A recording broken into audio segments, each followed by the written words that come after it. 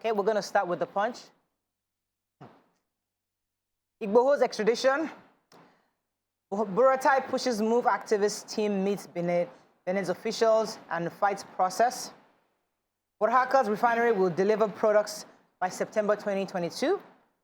Landlord killed as two-story building under construction collapses in Lagos. 10 killed in Kwara Saturday crash over alleged speed violation. We don't have anywhere to go. We don't have where to go. We won't relocate, says Ogunflood Plain residents. Saraki Abdulrazak supporters disrupt prayer with shouting march.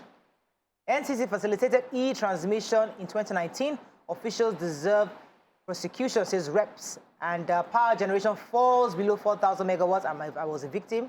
Amid gas transmission, I didn't have light for like 5 days. Really very painful. Okay, let me start with the major headline. Or let's start with the human interest story. Yes, so a landlord, Pastor Daniel Obasi, lost his life after an uncompleted two-story building collapsed at 77 Tapa Road, Isawo, Ikorodu area of Lagos State. According to the story, he said the landlord was inspecting the building when it collapsed. This happened yesterday, 2:30 p.m. And they also learned that when it collapsed, he attempted to run away, but then he was crumbled under the rubble.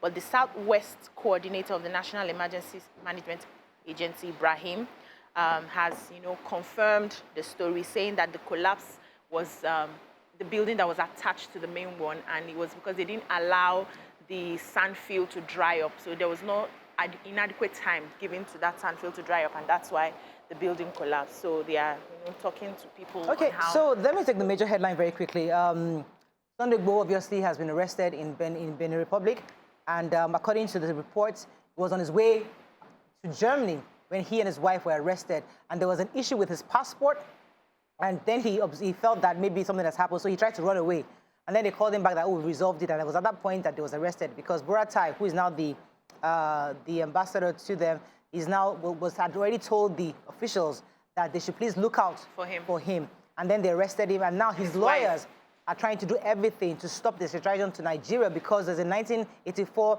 treaty that's signed saying that they cannot extradite political offenders, I believe. So they're trying to see what they can do to ensure that he's allowed to go to Germany. We'll continue to monitor the updates, but Nigeria is doing everything they can to bring him back home to Nigeria to face the charges against him today, Wednesday. Yes? Go ahead. Yeah, so the PDP caucus is accusing NCC of perjury. They said that when they appeared before the National Assembly that they lied concerning, electronic transmission. So they said, first of all, only that it was supposed to be NCC and INEC that was supposed to appear, but only NCC was allowed to appear.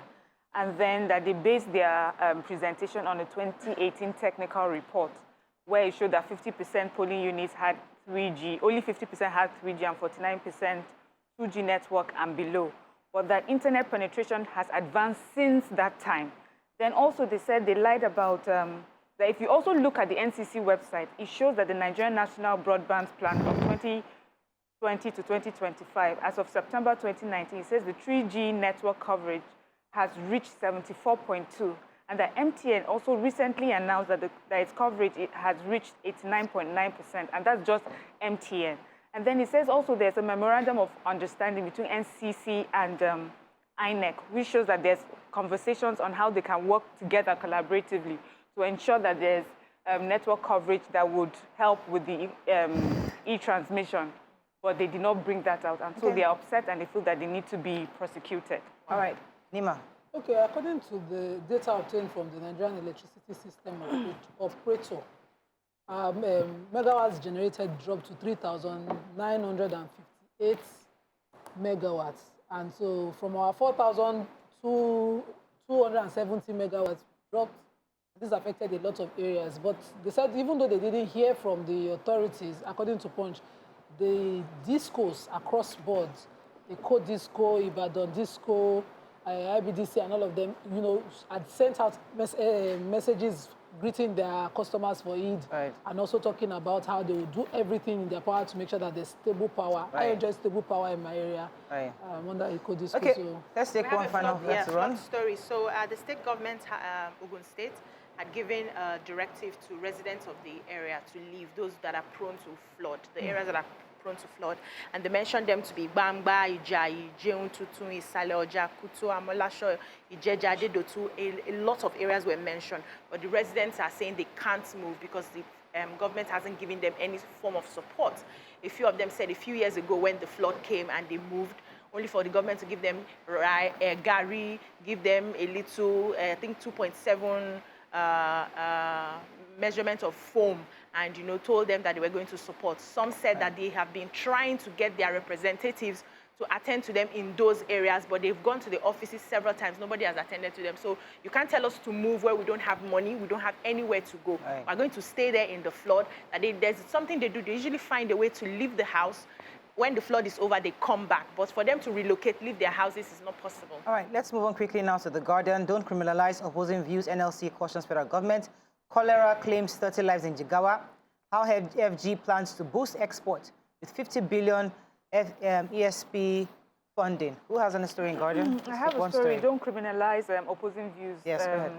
The Nigerian Labour Union is warning the federal government, and it's just saying, and this was during their during the Eid celebration, that the president of NLC was saying that when government tries to suppress peaceful protests, it sends a dangerous signal that it is only meaningful, for Nigeria when we can all parties can come to the table and have meaningful conversations, and that would reflect in the policies in the country. But when you put a gag or when you try to suppress it violently, you would only and also violently crushing peaceful protests, that you would only get to a point where aggrieved groups, ethnic, nationalized individuals, all these things, you just stir up more division. And so in order to make sure that there's peace amongst all religions, all ethnicity, right, all Nigerians, which allow for people to speak their minds and come to the table and have meaningful conversations. All right. So according to the Nigerian Export Promotion Council, 50 billion naira would be used for the Export Expansion Facility Program. This program is supposed to help see to building of warehouses around airports that, will be used to package goods at international standard meant for export out of the country. So this is supposed to help boost our economy at some point under the supervision of the Final Vice paper, President. News Direct. Go ahead. You have a story there? Yes, the cholera story. So the permanent secretary in the state's Ministry of Health, that Jigawa State, has confirmed 30 persons have died due to the infection believed to be cholera. They said out of the 30 persons that died were 2,000 people that were infected. So what they've done is to release drugs at 3 health centers in Hadeja, Duse, and Rinjim local government councils so that the victims can have immediate health care. And they're also going to be partnering with UNICEF and Doctors Without Borders, known as Medicines Sans Frontiers, who have indicated readiness to help the state in curbing the spread of cholera. Yeah. So News Direct's final paper, controversy trails Igboho's arrest. Pete had pays 9 months pension arrears to DBS pensioners. Police rescue 100 kidnapped victims in Zamfara. Ido Kabir ghastly loan accident claims 10 in Kwara. And PDP accuses Buhari of self-secession plot. Okay, any stories there? The Pension Transitional Arrangement Directorate has paid, as part of the consequential adjustments, has paid a 9 months minimum wage as part of consequential adjustment to pensioners. They call them the defined benefit scheme. And the first batch was done in May. Now they are continuing it. This will be paid to the pension companies, the Civil Service Pension Department pensioners all across the country.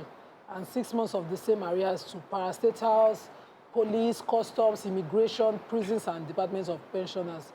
I think this is welcome in the face of the present hardship. Do we have time for almost one? Yes, please. We have one. So on the 8th of June in Zamfara State, I think bandits kidnapped 100 people from the state, Zamfara State, and they have been in custody, been with the bandits for about 42 days. But luckily now the state government has said that the 100 of them, everybody has been rescued, and they did not pay any form of ransom. They used some direct and indirect modus operandi to rescue them, and they are saying they are not going to allow any of this to happen again. They are really serious about helping to, get out people who have been kidnapped, people have been abducted, students and all of that. So the state government is working really hard to ensure that they get their people. So they're going to take them for medical checkup before they release them to their family. Okay, we have to run. That's all we can take on front page review. When we come back, there's a hot topic the whole of Nigeria have been talking about. We've not discussed it.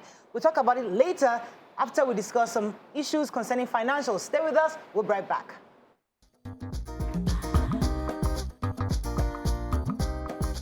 Stay tuned. Your View will be right back.